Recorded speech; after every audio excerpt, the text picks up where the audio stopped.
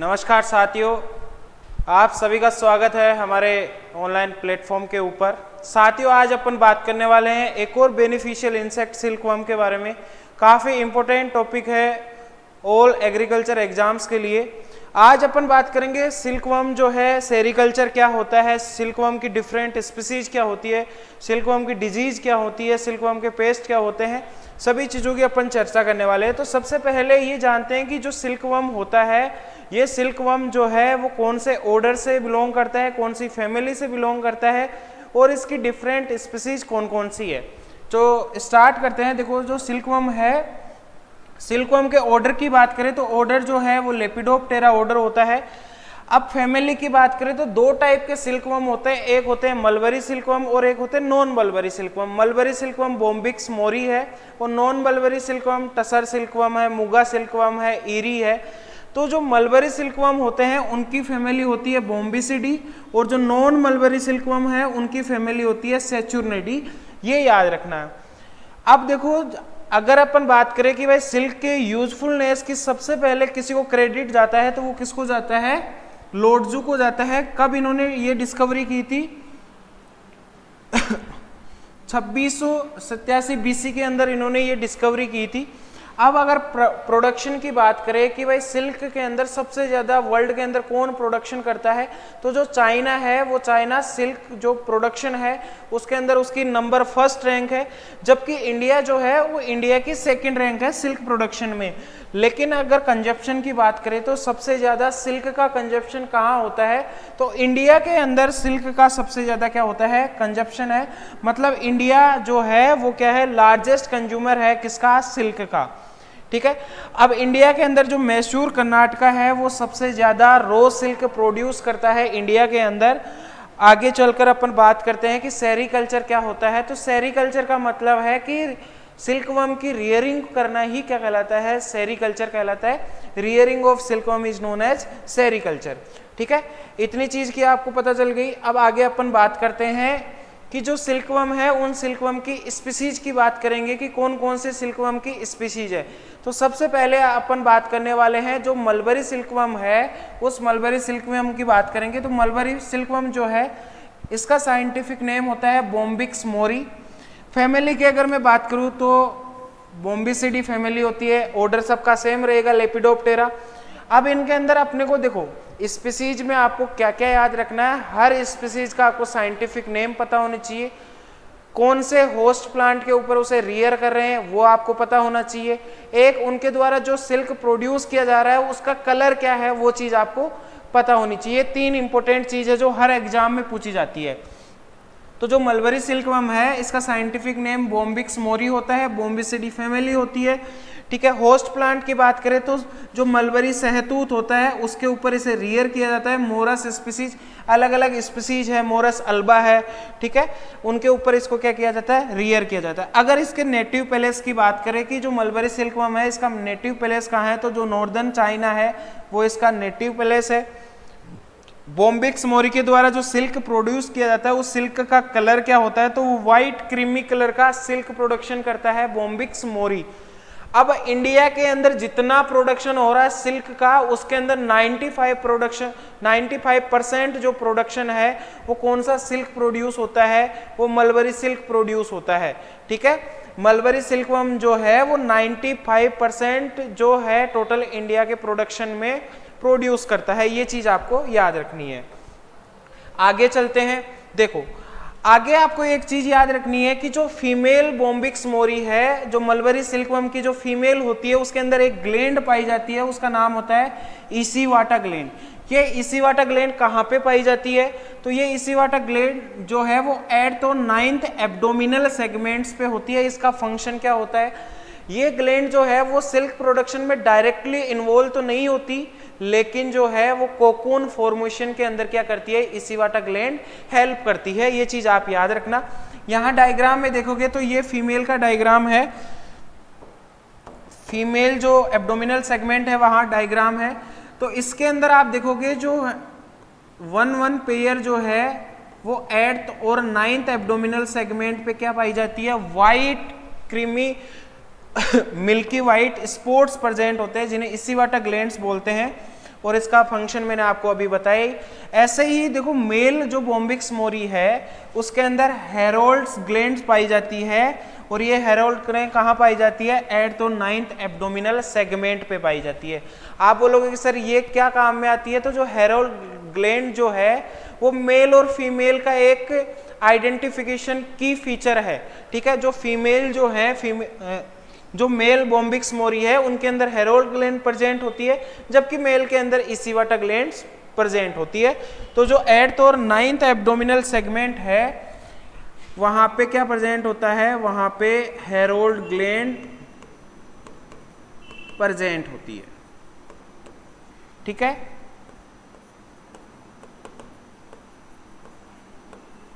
अब देखो आगे बात करते हैं। जो फीमेल प्यूपा होता है बॉम्बिक्स मोरी का, वो क्या होता है? मेल से बड़ा होता है, ठीक है, और उसके ऊपर एक एक्स टाइप का क्या होता है? मार्क होता है। कहाँ पे? 8th एब्डोमिनल सेगमेंट पे। ये भी आइडेंटिफिकेशन कैरेक्टरिस्टिक्स है मेल और फीमेल जो प्यूपा है उसको पहचानने का। तो जो फीमेल प्यूपा है वो थोड़ा मेल से बड़ा होता है बॉम्बिक्स मोरी का, और जो 8th एब्डोमिनल सेगमेंट है उस 8th एब्डोमिनल सेगमेंट पे क्या प्रेजेंट होता है? एक एक्स मार्क प्रेजेंट होता है यहाँ पे,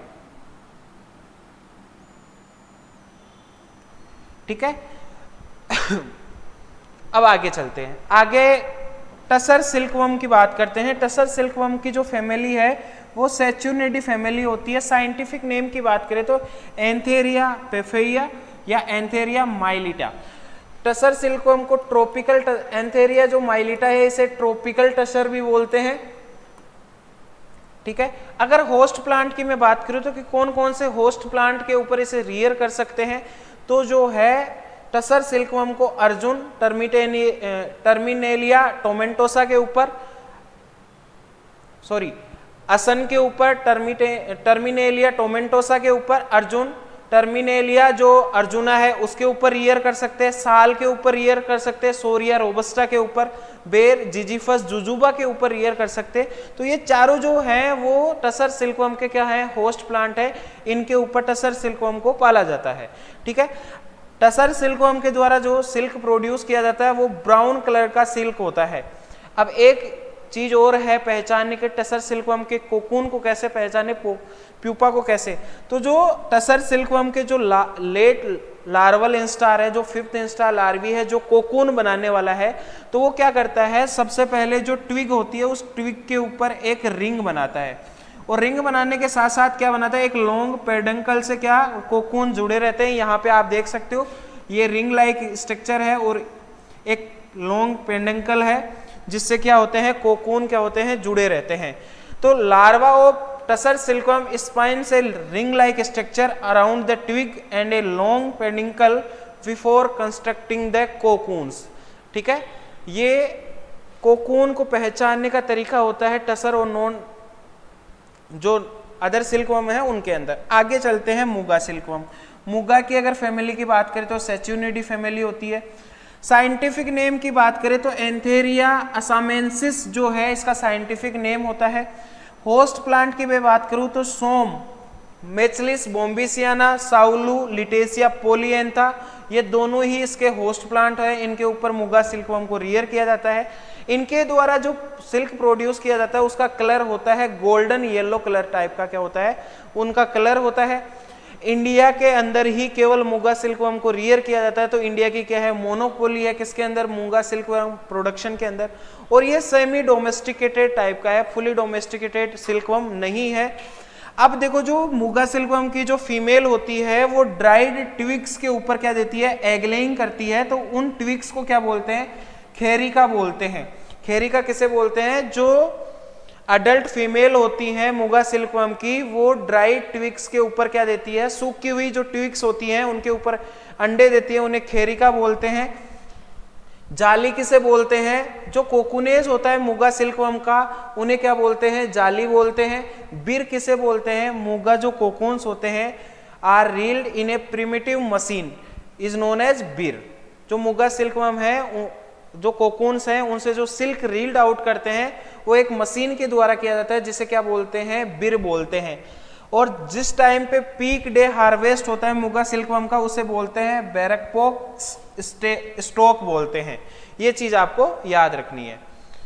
आगे चलते हैं, इरी सिल्कवर्म सेचुनिडी, सबसे ज्यादा एग्जाम के अंदर इसका साइंटिफिक नेम पूछा जाता है।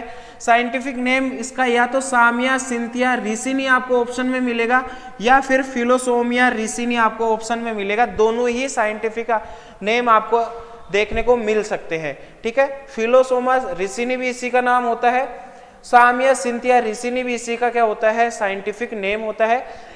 ये जो इरी सिल्कवर्म है, इस इरी सिल्कवर्म को कैस्टर के ऊपर क्या कर सकते हैं, रियर कर सकते हैं। मतलब कैस्टर और कैसेरू जो है वो इसका क्या है, होस्ट प्लांट है। रिसिनिस, कम्युनिस और हेटेरोपेनाक्स जो है इसका क्या है, होस्ट प्लांट है। इसके द्वारा जो सिल्क प्रोड्यूस किया जाता है उस सिल्क का जो कलर है वो कलर कैसा होता है, व्हाइट या ब्रिकिश रेड जो है, ईंट का जो कलर आता है उसकी तरह इसका कलर होता है। और इरी सिल्कवर्म जो है इसे अरंडी सिल्क भी बोलते हैं, ठीक है। और ये जो है नॉन रिलेबल सिल्क है, ठीक है। अब आगे चलते हैं, ओक सिल्कवर्म। ओक सिल्कवर्म को जनरली टेम्परेट टसर सिल्कवर्म के नाम से भी जाना जाता है। और इसका जो साइंटिफिक नेम की बात करें तो एंथेरिया रोलेई या फिर एंथेरिया परनेई या एंथेरिया यामामाई इसका साइंटिफिक नेम होता है। सेचुनिडिस की फैमिली होती है। होस्ट प्लांट की बात करें तो जो कैलोट्रोपस होता है, जो आक होता है, उसके ऊपर इसको रियर कर सकते हैं, ठीक है। आगे अपन चलते हैं कि सिल्क क्या होता है। अब आगे अपन बात करने वाले कि व्हाट इज सिल्क। सिल्क क्या है, तो सिल्क जो है वो एक नेचुरल जो है प्रोटीन लाइक फाइबर होता है, जो कि सिल्कवर्म की लेबियल ग्लैंड्स के द्वारा क्या किया जाता है, सिक्रीट किया जाता है या प्रोड्यूस किया जाता है। अब आप बोलोगे कि सर सिल्कवर्म के अंदर कौन सी स्टेज सिल्क प्रोड्यूस करती है, तो जो लार्वल स्टेज है वो लार्वल स्टेज क्या करती है, सिल्क प्रोड्यूस करती है। और लार्वल स्टेज में भी कौन सी स्टेज, जो लेट फोर्थ और फिफ्थ इंस्टार होते हैं वो क्या करते हैं, सिल्क प्रोड्यूस करते हैं, ठीक है। अब जो सिल्क है वो सिल्क के अंदर दो टाइप की प्रोटीन्स होती हैं, एक फिब्रोइन और एक सेरिसिन। जो फिब्रोइन जो प्रोटीन है वो 75% और 25% क्या होता है, सेरिसिन होता है। जो फिब्रोइंस हैं वो जो सिल्क फिलामेंट है उसका कोर बनाता है, और बाकी जो ग्लेटिनियस मटेरियल है वो ग्लेटिनियस मटेरियल कौन बनाती है, जो सेरिसिन जो प्रोटीन है वो सेरिसिन प्रोटीन बाकी ग्लेटिनियस मटेरियल तैयार करती है, ठीक है। अब जो सिल्क ग्लैंड्स हैं वो सिल्क ग्लैंड्स ओपन होती है कहाँ पे, at a apex of median cylindrical organ. एक ऑर्गन के ऊपर क्या होती है, सिल्क ग्लैंड ओपन होती है। उस ऑर्गन का क्या नाम है, स्पिनरेट नाम है। उस ऑर्गन को क्या बोलते हैं, स्पिनरेट बोलते हैं। और जो सिल्क है वो मैंने आपको अभी बताया कि लेट फोर्थ और फिफ्थ इंस्टार लार्वी के द्वारा क्या किया जाता है, प्रोड्यूस किया जाता है।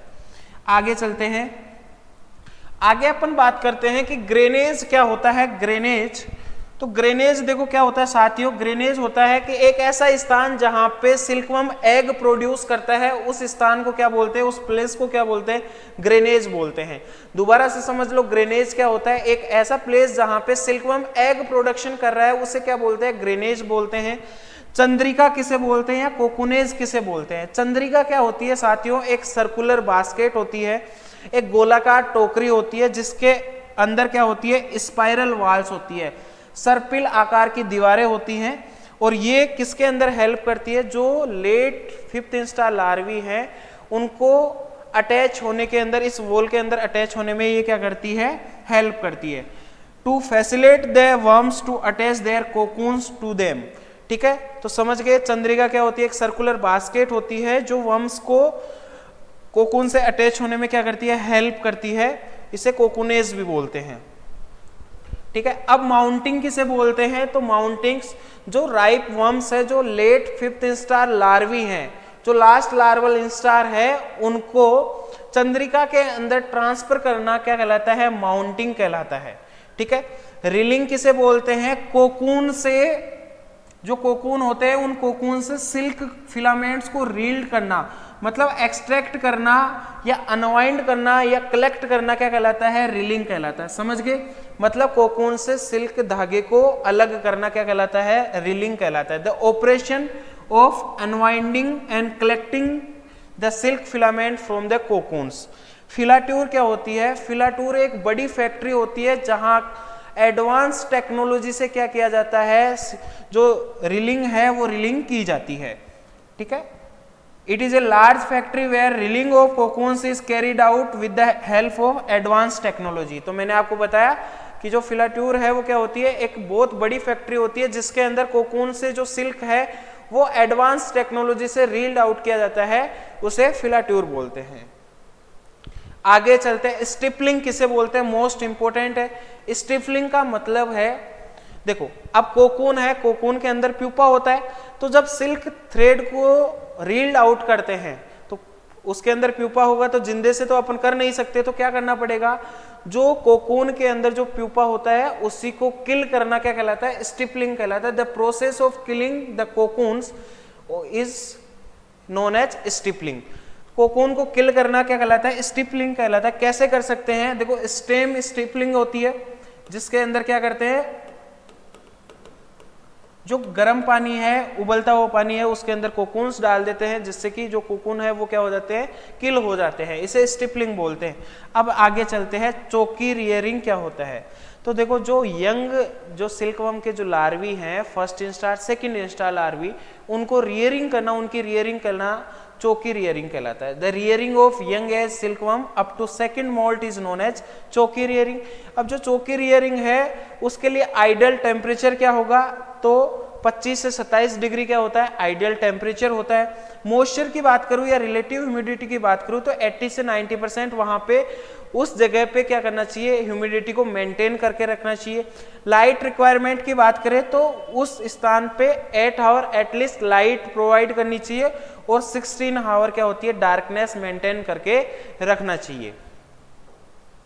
अब स्पिनिंग किसे बोलते हैं? स्पिनिंग जो है एक ऐसी प्रोसेस होती है, the process producing single yarn out of the discontinuous filament of cocoons is known as spinning. The process by which silkworm produce cocoons is known as spinning. Silkworm के द्वारा कोकून को produce करना भी spinning कहलाता है। ठीक है, या फिर जो सिल्क कोकून से जो डिसकंटिन्यूअस फिलामेंट है उससे सिंगल यार्न को प्रोड्यूस करना भी क्या कहलाता है, स्पिनिंग कहलाता है। अब जो आइडियल टेम्परेचर है स्पिनिंग के लिए वो कितना है, 24 डिग्री सेंटीग्रेड टेम्परेचर होना चाहिए। उस कंडीशन के अंदर मेंटेन रखनी चाहिए ह्यूमिडिटी कितनी, 60 से 65% और वहां पे गुड एरेशन होना चाहिए, अच्छा क्या वायु का आदान प्रदान होना चाहिए। The cocoons are harvested on the 5th and 6th days after spinning. जो कोकून है उनको कब हार्वेस्ट करना चाहिए, तो स्पिनिंग के 5 से 6 दिन के बाद में क्या करना चाहिए, कोकून्स को हार्वेस्ट करना चाहिए। जो स्पिनिंग प्रोसेस है वो 1 से 2 दिन लेती है, किसके लिए, मोल्टिंग जो मल्टीवोल्टाइन रेसेस हैं उन मल्टीवोल्टाइन रेसेस के अंदर स्पिनिंग प्रोसेस 1 से 2 दिन का समय लेती है। ठीक है, ब्रशिंग किसे बोलते हैं? ब्रशिंग का मतलब होता है कि जो सिल्कवर्म के एग होते हैं उन सिल्कवर्म के एग से जो फर्स्ट इंस्टार जो लार्वी निकलता है उसको रियरिंग बेड्स के ऊपर ट्रांसफर करना क्या कहलाता है, ब्रशिंग कहलाता है। समझ में आई? जो न्यूली हैच्ड जो सिल्कवर्म लार्वी है उनको रियरिंग बेड में ट्रांसफर करना क्या कहलाता है, ब्रशिंग कहलाता है। ठीक है, आगे चलते हैं, सिल्कवर्म की डिजीज के बारे में चर्चा करते हैं। तो देखो सिल्कवर्म के अंदर कौन कौन सी डिजीज होती है उनकी अपन डिटेल्स में बात करने वाले हैं। तो सिल्कवर्म के अंदर देखो 4 टाइप की डिजीज होती है, एक प्रोटोजोवन डिजीज होती है, एक वायरल डिजीज होती है, एक बैक्टीरियल डिजीज होती है और एक फंगल डिजीज होती है।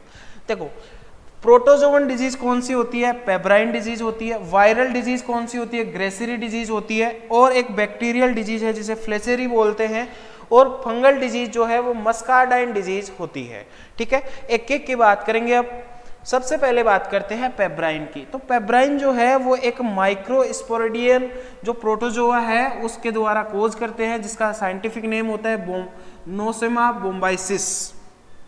ये जो पेब्राइन डिजीज है एक क्रोनिक डिजीज होती है जो कि क्या होती है, जो ऑफ स्प्रिंग होते हैं मतलब जो लार्वी है उनके अंदर मदर से ट्रांसफर होती है, मतलब ट्रांस ओवेरियल ट्रांसमिशन होता है। आप बोलोगे कि सर ये ट्रांस ओवेरियल ट्रांसमिशन क्या होता है? ट्रांस ओवेरियल ट्रांसमिशन का मतलब है कि अगर कोई डिजीज मदर से उनकी ऑफ स्प्रिंग के अंदर ट्रांसफर होती है, किसके द्वारा, एक्स के थ्रू, तो उसे बोलते हैं ट्रांस ओवेरियल ट्रांसमिशन, मतलब transfer of disease from mother to offspring bye there x के द्वारा, तो उसे बोलते हैं ट्रांस ओवेरियल ट्रांसमिशन। तो ये क्रोनिक डिजीज है being transmitted to offspring by transovarial transmission from mother moth.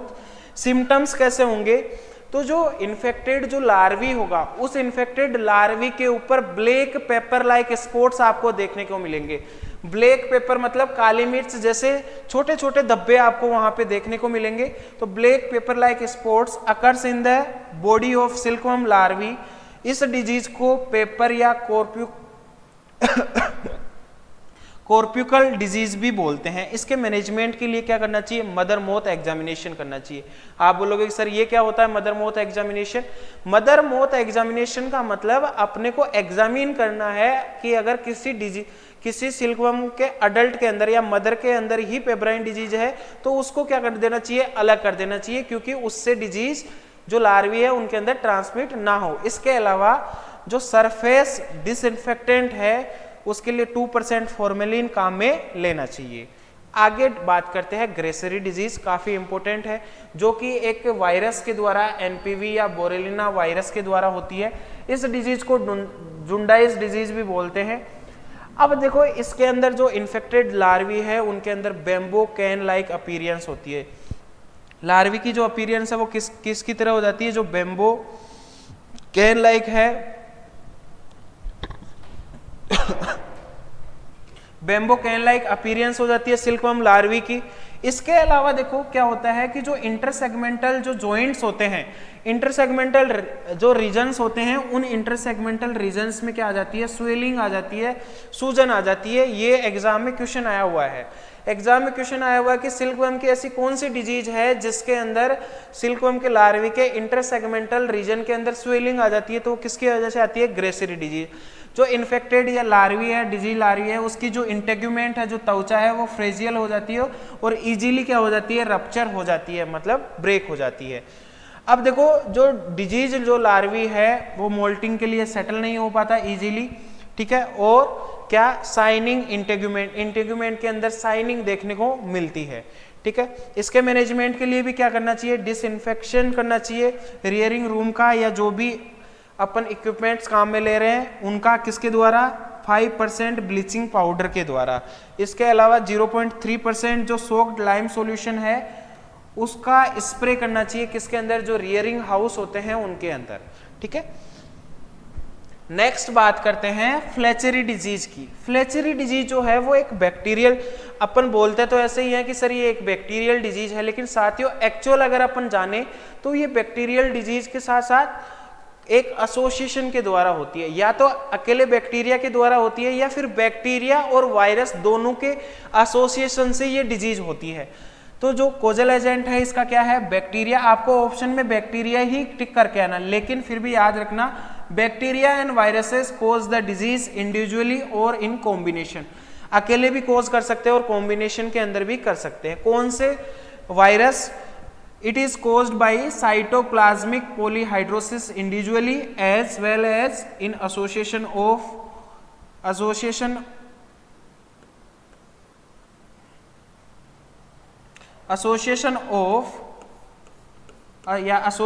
with streptococci and staphylococci bacteria। जो स्टेफिलोकोकाई जो बैक्टीरिया है और जो साइटोप्लाज्मिक पॉलीहाइड्रोसिस वायरस है, इन दोनों के एसोसिएशन से ये डिजीज होती है। जो इन्फेक्टेड जो लार्वी है उनके अंदर फाउल स्मेल प्रोड्यूस होगी, सड़ी हुई मछली की जैसी आपको बदबू आएगी। इसके अलावा लार्वी के अंदर डाइसेनेट्री देखने को मिलेगी। डाइसेनेट्री का मतलब लार्वी वोमिट करेगा, ठीक है। और जो इन्फेक्टेड लार्वी है वो ग्रोथ के अंदर स्टंटेड रह जाता है, ठीक है, और उसकी भी जो इंटेग्यूमेंट है वो कैसी हो जाती है, रप्चर हो जाती है, ठीक है। नेक्स्ट डिजीज है मस्कार्डाइन डिजीज। मस्कार्डाइन डिजीज जो है वो एक फंगस के द्वारा होती है। अब कौन सी फंगस के द्वारा होती है, तो देखो एक तो होती है व्हाइट मस्कार्डाइन। व्हाइट मस्कार्डिन जो डिजीज है वो ब्यूवेरिया बेसियाना के द्वारा होती है। ग्रीन मस्कार्डाइन जो है वो मेटारीजियम के द्वारा होती है, ठीक है, तो ये चीज आप याद रखोगे। इसके अलावा फंगस के द्वारा एक डिजीज और होती है एस्परजिलोसिस जो है, एस्परजिलोसिस जो है वो जनरली यंग सिल्कवर्म के अंदर आपको देखने को मिलेगी। जो डार्क ग्रीन जो है फंगस होती है एस्परजिलस फाल्वेस और rusty brown Aspergillus tamarii. Mycelium cluster are seen on the dead body, तो जो डेड बॉडी लार्वी होता है उसके ऊपर डार्क ग्रीन या रस्टी ब्राउन कलर की माइसीलियम क्लस्टर्स दिखाई देते हैं, देख सकते हो। अब जो इन्फेक्टेड लार्वी है वो मम्मीफाइड लार्वी हो जाता है, मतलब सिकुड़ा हुआ लार्वी हो जाता है। The disease larvae period to death will be lethargic and on the death is flaccid, ठीक है।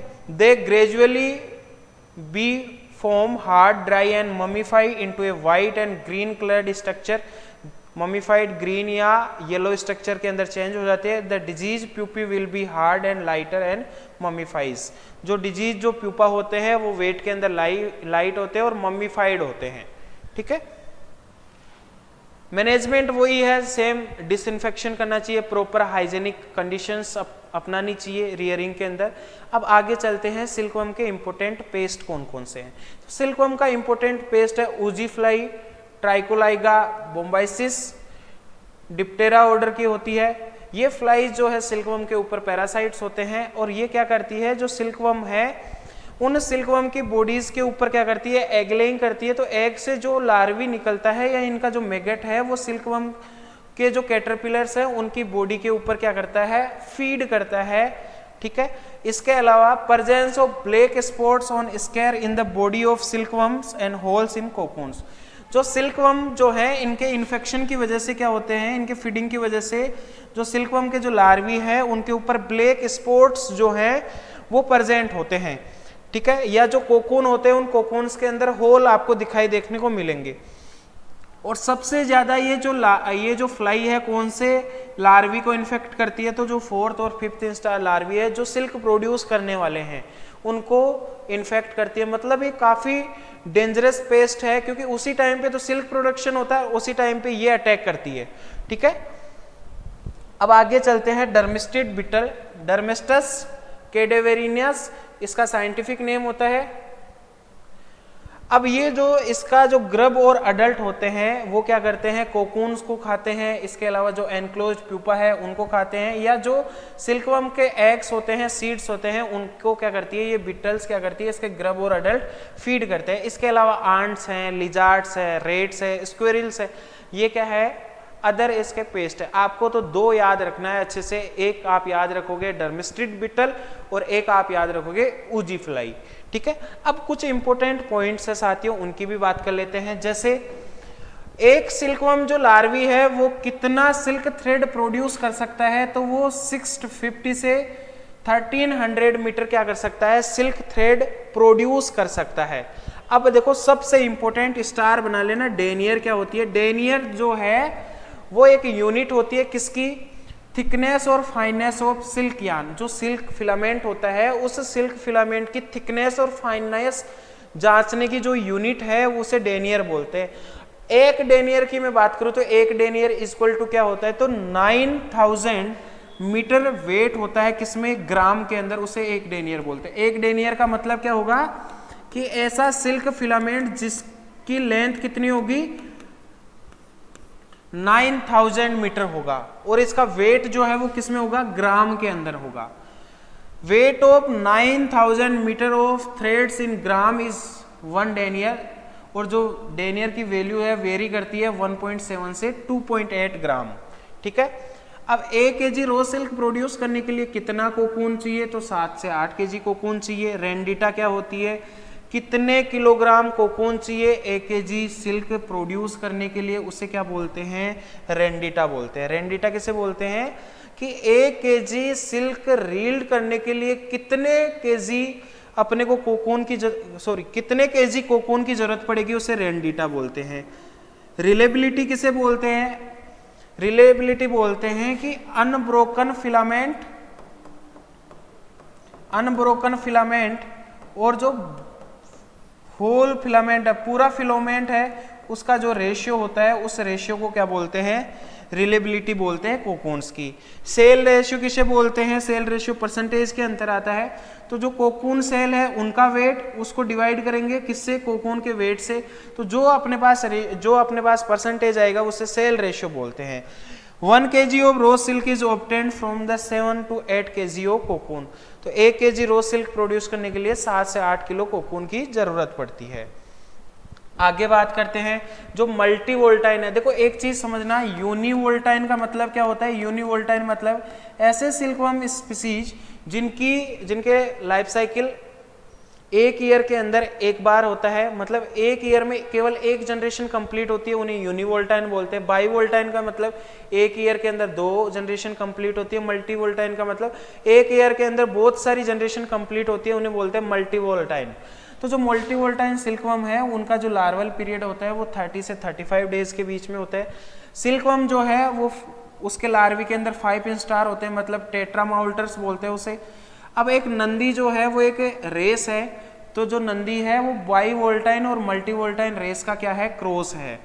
अब देखो सिल्कवर्म्स के एग्स होते हैं, इन एग से यूनिफॉर्म हैचिंग कर लिए, जो अंडे होते हैं उन अंडों से यूनिफॉर्म हैचिंग हो, मतलब इनसे एक साथ लार्वी निकले, उसके लिए क्या करते हैं, ब्लैक बॉक्सिंग करते हैं। ब्लैक बॉक्सिंग का मतलब या तो सिल्कवर्म के जो एग्स हैं उन्हें काले कपड़े से ढक देते हैं, ठीक है, या फिर जो है जिस स्थान पे एग्स रखे होते हैं उस एरिया के अंदर क्या करते हैं, डार्कनेस प्रोवाइड करते हैं, तो उससे क्या होता है, यूनिफॉर्म हैचिंग होती है एग्स की। तो ब्लैक बॉक्सिंग किस लिए करते हैं, यूनिफॉर्म हैचिंग ऑफ एग्स। अब देखो जो बोम्बिक्स मोरी है, when expose to long days undergo diapause, जब लॉन्ग डेज से एक्सपोज होता है तो वो डाइपोज स्टेज के अंदर चला जाता है, और डाइपोज को ब्रेक करने के लिए क्या काम में लिया जाता है, हॉट HCl ट्रीटमेंट काम में लिया जाता है। भाई मोरिकल्चर किसे बोलते हैं, मलबरी प्लांट के कल्टीवेशन को क्या बोलते हैं, मोरिकल्चर, क्योंकि जो बोम्बिक्स मोरी है वो किसके ऊपर रियर करते हैं, मलबरी के। अब मलबरी प्लांट के अलावा जितने भी जो होस्ट प्लांट है जिनकी रियरिंग करते हैं सिल्कवर्म के रियरिंग के लिए, उन्हें बोलते हैं आर्बोरिकल्चर। आर्बोरिकल्चर किसे बोलते हैं, planting of trees for rearing silkworm other than Bombyx mori. Bombyx mori के अलावा जो टसर है, इरी है, मूगा सिल्कवर्म है, उनकी रियरिंग करने के लिए जो ट्रीज की प्लांटिंग करते हैं उन्हें आर्बोरिकल्चर कहते हैं। 1 kg सिल्क आपको प्रोड्यूस करना है तो आपको 120 से 160 kg मलबरी की लीव्स की जरूरत पड़ेगी, और जो मलबरी है उस मलबरी के अंदर एक मिलीबग लगता है,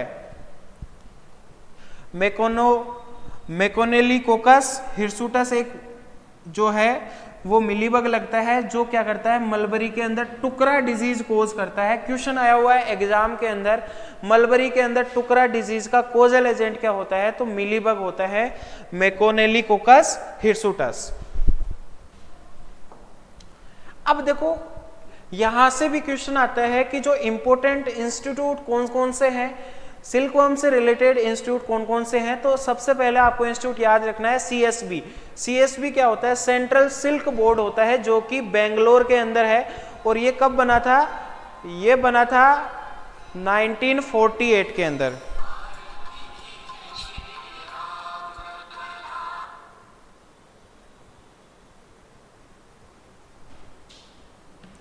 ठीक है, तो CSB जो है वो बेंगलोर के अंदर है और 1948 के अंदर सबसे पहले बना, ठीक है। और ये क्या होती है, मिनिस्ट्री ऑफ टेक्सटाइल जो है उसके अंडर में आती है। It is a statutory body under the ministry of textile government of India with the headquarter in Bangalore. इसका हेडक्वार्टर कहाँ पे है, बेंगलोर। आप ये भी याद रखना जो सिल्क है वो किससे संबंधित होता है, टेक्सटाइल मिनिस्ट्री से या इंडस्ट्री से क्या होता है, संबंधित होता है। अब देखो central sericulture training and research institute कहाँ पे है, मैसूर के अंदर है। Central sericulture research and training institute कहाँ पे है, ब्रह्मपुर उड़ीसा के अंदर है। अगर आपसे पूछ ले central tussar research and training institute कहाँ पे है, रांची झारखंड के अंदर। और रांची झारखंड के अंदर मैंने एक और बताया था इंडियन लेक रिसर्च इंस्टीट्यूट भी है। Central muga eri research and training institute कहाँ है, तितीबर आसाम के अंदर है।